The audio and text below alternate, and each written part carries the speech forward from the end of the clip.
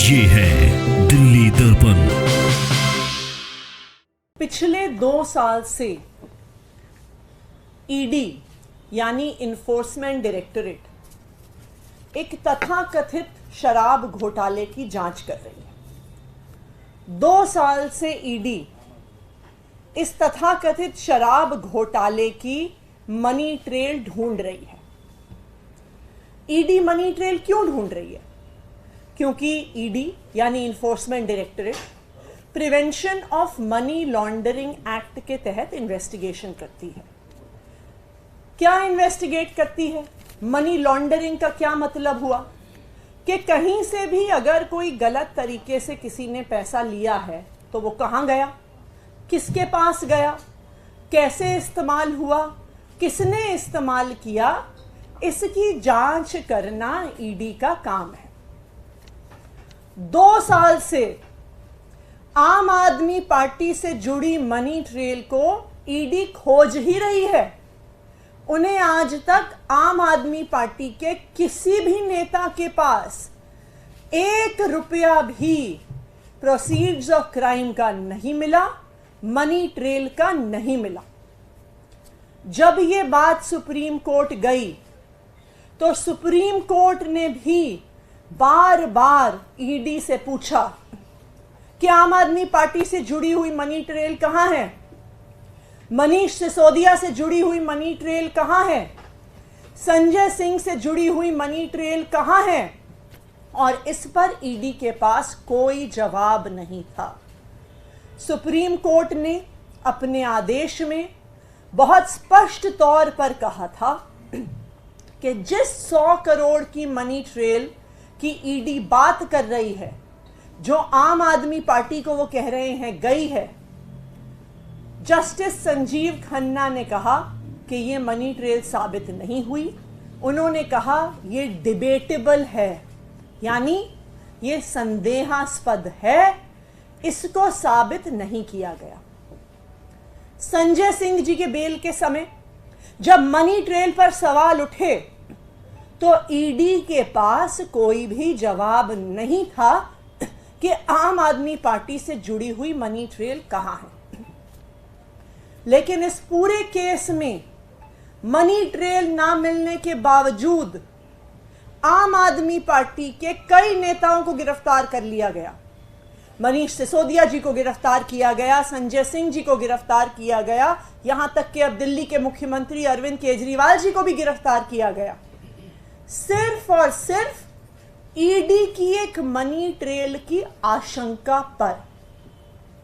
लेकिन 21 मार्च 2024 को इस लिकर पॉलिसी इन्वेस्टिगेशन में, इस लिकर पॉलिसी केस में पहली बार मनी ट्रेल का पुख्ता प्रमाण सामने आया है 21 मार्च को कि किसने पैसे लिए, किसको दिए, कहां दिए, कब दिए, वो पैसे कहां गए, इसका पुख्ता प्रमाण 21 मार्च 2024 को सामने आ गया। आज उस बात को 16 दिन हो गए हैं। तो जब एक मनी ट्रेल की आशंका पर रेड होते हैं, समन होते हैं, गिरफ्तारियां होती हैं, तो एक पुख्ता मनी ट्रेल के आधार पर पिछले 16 दिन में ईडी ने कितने समन किए, ईडी ने कितने रेड किए, ईडी ने कितनी गिरफ्तारियां करी? और इसका जवाब यह है कि ईडी ने कुछ नहीं किया, क्योंकि ये मनी ट्रेल शराब कारोबारी शरद रेड्डी से भारतीय जनता पार्टी के अकाउंट में जा रही है। तो मैं आज ईडी से कुछ सवाल पूछना चाहती हूं। मेरा सबसे पहला सवाल इन्फोर्समेंट डायरेक्टरेट से कि पिछले 16 दिन में जब पुख्ता प्रमाण शराब कारोबारी साउथ लॉबी के शरद चंद्र रेड्डी से 55 करोड़ के चंदे का भारतीय जनता पार्टी को दिया गया, उसका जब एक पुख्ता प्रमाण आ गया है, तो पिछले 16 दिन में इन्फोर्समेंट डायरेक्टरेट ने इस पे क्या जांच करी है, कितने समन भेजे हैं, कितनी रेड करी हैं और कितनी गिरफ्तारियां करी हैं। ये है मेरा ईडी से पहला सवाल। मेरा ईडी से दूसरा सवाल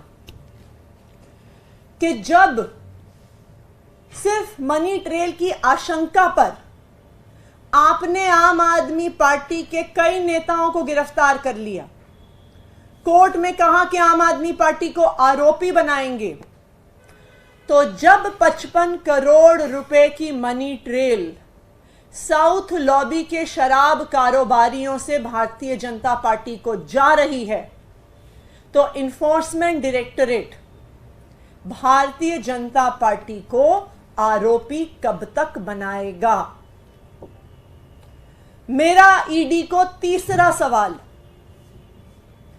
कि भारतीय जनता पार्टी के राष्ट्रीय अध्यक्ष जेपी नड्डा जी को समन कब जाएगा, उनके यहां रेड कब होगी और उनकी गिरफ्तारी कब होगी?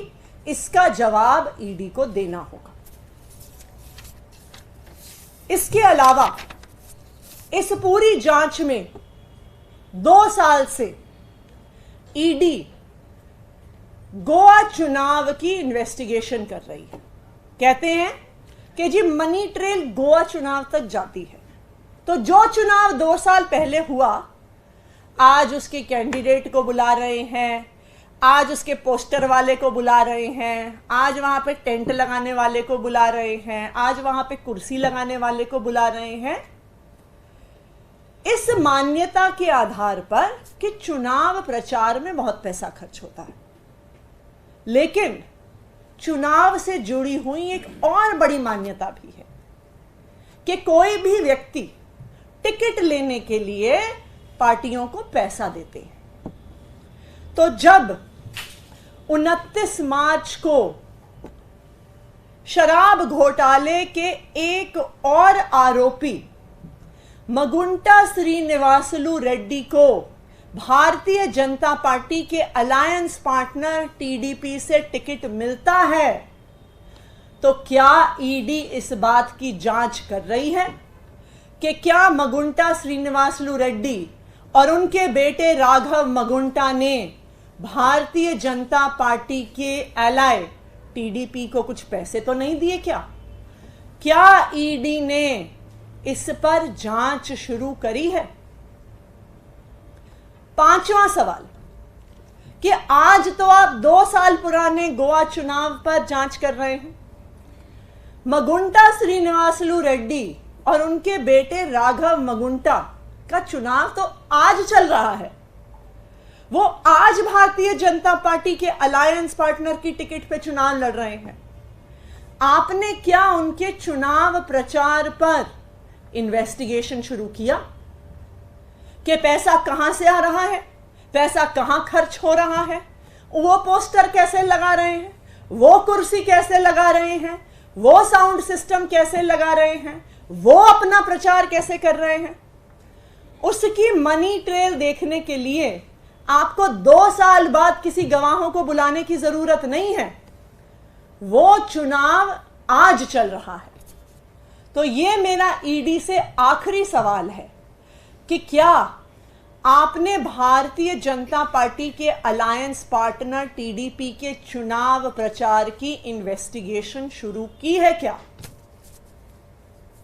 तो मैं आज ईडी से 5 सवाल पूछ रही हूं, मैं उनको रिपीट करती हूं। सबसे पहला सवाल कि 16 दिन से पुख्ता प्रमाण पब्लिक डोमेन में है कि साउथ लॉबी के शराब कारोबारियों से 55 करोड़ रुपया भारतीय जनता पार्टी को गया। 16 दिन में ईडी ने इस पर क्या जांच करी है, ईडी सबको बताए। दूसरा सवाल कि पिछले 16 दिन में भारतीय जनता पार्टी को कितने समन गए, कितनी रेड हुई, कितनी उनसे जुड़ी हुई गिरफ्तारियां हुई, ये बात ईडी सबके सामने रखी। तीसरा सवाल कि आपने अरविंद केजरीवाल को गिरफ्तार किया आम आदमी पार्टी के नेशनल कन्वीनर होने के नाते, तो ईडी ये बात बताए कि वो जेपी नड्डा जी को भारतीय जनता पार्टी के नेशनल कन्वीनर होने के नाते शराब कारोबारी शरद रेड्डी से साउथ लॉबी से 55 करोड़ रुपए लेने के नाते कब गिरफ्तार करेगी। चौथा सवाल, क्या ईडी ये इन्वेस्टिगेशन करेगी कि साउथ लॉबी के मगुंटा श्रीनिवासलू रेड्डी और राघव मगुंटा का क्या कोई पैसा, क्या कोई मनी ट्रेल बीजेपी के अलायंस पार्टनर टीडीपी को गया है, जहां से आज मगुंटा श्रीनिवासलू रेड्डी चुनाव लड़ रहे हैं। पांचवा सवाल, बीजेपी के अलायंस पार्टनर टीडीपी से शराब कारोबारी खुद चुनाव लड़ रहे हैं, तो क्या उस चुनाव में हो रहे खर्चे को ईडी इन्वेस्टिगेट कर रही है। तो मैं ये चाहूंगी कि ईडी जो रोज रोज प्रेस रिलीज देती है, जो रोज मीडिया में स्टोरीज देती है, आज हमारे इन 5 सवालों का जवाब दे। और अगर ईडी वास्तविक तौर पे भ्रष्टाचार की जांच कर रही है, वास्तविक तौर पे मनी लॉन्ड्रिंग की जांच कर रही है, वास्तविक तौर पे एक इंडिपेंडेंट इन्वेस्टिगेटिंग एजेंसी है, तो फिर वो भारतीय जनता पार्टी पर, उनके अलायंस पार्टनर टीडीपी पर जांच शुरू करे और उस जांच का पूरा खाका इस देश के सामने रखे। Thank you. में एक अलग मामला है, सीएम केजरीवाल का एक बयान था, पैसे सबसे लेना वो झाड़ू से लेना। इस मामले में गोवा के कोर्ट ने कल केस को डिसमिस कर दिया, उन्हें बरी कर दिया।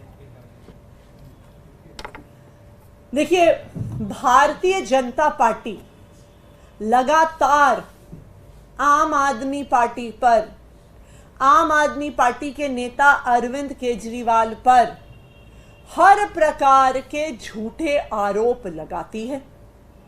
अपनी कंट्रोल में जो उनकी अलग अलग संस्थाएं हैं, चाहे सीबीआई हो, चाहे ईडी हो, चाहे इनकम टैक्स डिपार्टमेंट हो, चाहे आज के दिन में इलेक्शन कमीशन ऑफ इंडिया हो, उन सबके माध्यम से आम आदमी पार्टी के नेताओं पर केस करवाती है, नोटिस दिलवाती है। ये गोवा का मामला भी ऐसा ही मामला था, जब भारतीय जनता पार्टी की शिकायत के आधार पर इलेक्शन कमीशन ने अरविंद केजरीवाल को नोटिस भेजा, उन पर केस किया। लेकिन कल गोवा की अदालत ने इस केस को डिसमिस कर दिया है और कहा है कि ये केस बिल्कुल निराधार है। मैं भारतीय जनता पार्टी से एक ही चीज कहना चाहूंगी कि अगर आम आदमी पार्टी का राजनीतिक सामना करना है, अगर हमसे राजनीतिक लड़ाई लड़नी है, तो आमने सामने आके लड़ो, चुनावी मैदान में आके लड़ो। अलग अलग संस्थाओं के पीछे छुपकर, चाहे वो ईडी हो, सीबीआई हो, इनकम टैक्स डिपार्टमेंट हो, इलेक्शन कमीशन ऑफ इंडिया हो, उनके पीछे छुपकर चुनाव लड़ने की कोशिश ना करो। अगर हिम्मत है तो आमने सामने आकर अपने दम पर, अपने काम के दम पर आम आदमी पार्टी से चुनाव लड़ें। लेटेस्ट खबरों के लिए सब्सक्राइब करें हमारा YouTube चैनल या फिर लॉग ऑन करें www.delhidarpantv.com। खबरों की कवरेज और विज्ञापनों के लिए संपर्क करें।